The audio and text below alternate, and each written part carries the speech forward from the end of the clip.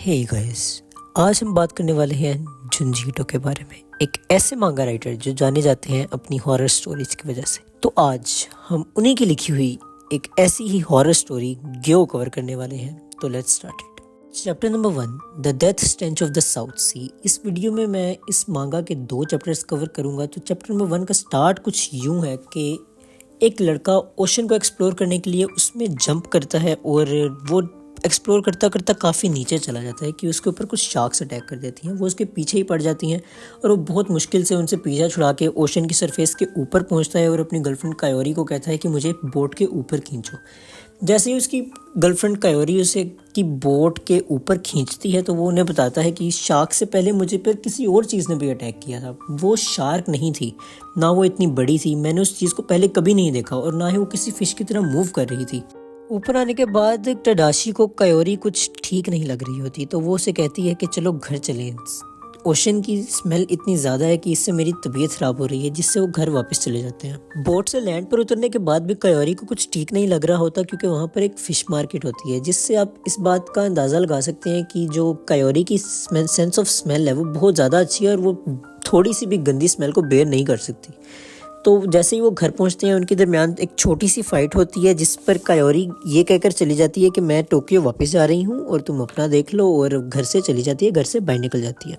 फिर टडाशी भी उसे ढूंढने के लिए बाहर निकल जाता है और वहाँ पर उसे बहुत अजीब सी स्मेल आती है जो कि करीब जाने पर बहुत ज़्यादा बुरी लगने लगती है और बहुत ज़्यादा बढ़ने लग जाती है। इतने में टडाशी को एक बहुत ज़ोर की चिल्लाने की आवाज़ आती है और भागकर जैसे ही करीब जाता है तो वो देखता है कि कायोरी ज़मीन पर गिरी हुई है। टडाशी को देखकर वो कहती है कि वहाँ पर कुछ देखो, वहाँ पर कुछ है। इतने में उनके पास से बहुत तेज़ कोई चीज़ गुजरती है और कायोरी बहुत ज़ोर से चिल्ला पड़ती है कि मुझे यहाँ से बाहर निकालो, यहाँ बहुत बुरी स्मेल आ रही है और मुझे वापस घर जाना है। कायोरी घर आकर शावर लेती है और शावर से निकलने के बाद टडाशी को कहती है टडाशी ये स्मेल नहीं जा रही, ये अभी तक आ रही है। टडाशी भी कहता है कि ये अब तो घर में से आने लग गई है, मैं नहीं जानती ये क्या हो रहा है। कायोरी उस वक्त चिल्ला पड़ती है और कहती है टडाशी जाओ, एयर फ्रेशनर, डिसइंफेक्टेंट जो मर्जी लेकर आओ, मगर इस स्मेल को ख़त्म करो। मैं तब तक जाकर दोबारा एक शावर लेकर आती हूँ, जाओ और जो मर्जी लेकर आओ, बस इस स्मेल को ख़त्म कर दो। कायोरी को शावर लेते वक्त भी वो स्मेल बहुत ज़्यादा आ रही होती है और वो कहती है ये बढ़ रही है ये स्मेल। उसे इतने में बाथ टब के पास से एक आवाज़ आती है और वो जैसे ही देखने के लिए आगे जाती है तो वो देख के हैरान हो जाती है और वहीं से स्मेल आने लग जाती है। और जैसे ही टडाशी वापस घर आता है तो वो देखता है कि पूरा घर स्मेल से भरा पड़ा है, बेहद स्मेल है। और जैसे ही वो अंदर जाता है तो उसे एकदम से चक्कर आने लग जाते हैं। वो आवाज़ लगाता है कि कायोरी तुम कहाँ हो, कायोरी तुम कहाँ हो। उसे कायोरी कहीं नज़र नहीं आती, पर वो बहुत हिम्मत करके आगे जाता है और वो देखता है कि कायोरी तो एक ज़मीन पर पड़ी है।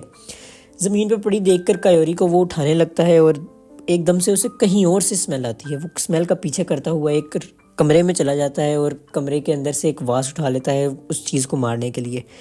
जैसे ही वो उस चीज़ के करीब पहुंचता है और वो बहुत तेज़ी से कहीं और चली जाती है तो वो एक डेस्क को हिलाकर ही उसे मार देता है और वो उस डेस्क के पीछे पिसक जाती है वो चीज़। और जैसे ही वो देखता है तो वो एक मछली होती है और वो बहुत गंदी सी होती है और उसमें बहुत ज़्यादा स्मेल आ रही होती है। सो यहीं पर गाइस हमारा पहला चैप्टर ख़त्म हो जाता है। तो अब चलते हैं अपने नेक्स्ट चैप्टर की तरफ। सो chapter number 2, death stench in the air. Chapter के स्टार्ट में हमें टडाशी उस क्रीपी फिश को बाहर गिराने जाता हुआ नजर आता है कि वो उसे भी देखकर बहुत हैरान होता है कि ये कैसी फिश है जिसकी लेग्स भी हैं, शायद ये कोई अनडिस्कवर्ड स्पीशी हो। अब मुझे सबसे पहले तो इसकी स्मेल से पीछा छुड़ाना है। अंदर आने पर कायोरी उसे आवाज़ देती है कि टडाशी वहाँ पर एक मॉन्स्टर था। टडाशी उसे कहता है घबराओ नहीं, और मैंने अब उस मॉन्स्टर से पीछा छुड़ा लिया है, अब इस स्मेल से पीछा छुड़ाना है। इसके बाद वो बाहर आता है और उस वियर्ड क्रिएचर को एक प्लास्टिक बैग में डालकर ऊपर टेप से उसे बंद कर देता है। जैसे ही वो जाने वाला होता है तो प्लास्टिक बैग में वो क्रिएचर दोबारा हिलने लगता है तो और वो उसमें एक सुराख कर देता है। तो उसके ऊपर टडाशी एक बहुत बड़ा सा पत्थर दे मारता है और जहाँ पर होल हुआ होता है उसके ऊपर दोबारा टेप लगाकर उसे बंद कर देता है और स्मेल आना दोबारा ख़त्म हो जाती है। अंदर आने पर वो कायोरी से कहता है कि अब सब ठीक हो जाएगा, हमें सब विंडोज़ खुली रखनी है। और कायोरी को वो देखता है कि अब उसे टेम्परेचर भी होने लग गया है। कायोरी टडाशी से कहती है कि चलो घर चलते हैं, अब मैं यहाँ पर और बर्दाश्त नहीं कर सकती। टडाशी इस पर कहता है कि चलो हम ठीक है, हम कल घर चलेंगे, आज तो हम नहीं जा सकते पर हम कल घर चलेंगे। थोड़ी देर बाद कायोरी दोबारा टडाशी से कहने लगती है कि अब तुमने कुछ अभी तक स्मेल का नहीं किया, स्मेल अभी तक आ रही है, क्या तुमने वाकई उससे छुटकारा पा लिया था? टडाशी कहता है नहीं, पर उसे पूरी तरह से सील तो कर दिया था। जिस पर कायोरी कहती है तुम उसे फेंक क्यों नहीं देते? तडाशी कहता है हम उसे नहीं फेंक सकते, तुम ये कैसी बात कर रही हो, शायद ये हमने कोई नई डिस्कवरी कर ली हो या कोई नई स्पीशी हो, ये बहुत बड़ी बात है। जिस पर तडाशी कहता है चलो यार इसे थोड़ा सा ना आगे ही करा तुम।